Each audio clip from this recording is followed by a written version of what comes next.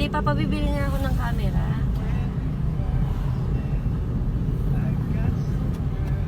Ganito po ang takbo namin. 100 km per hour po kami. Ganito po kabilis. Drag ganito. Kaya medyo tatabi kayo pag ito'y dadaan. Courteous naman dito sa kalsada dahil lahat ng dumadaan pinagdadaan. 2 oras nga lang.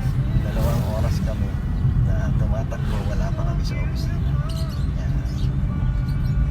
Kaya dapat magbaon na kayo ng breakfast or either lunch para pagdating nyo doon magsi-CR na lang tayo.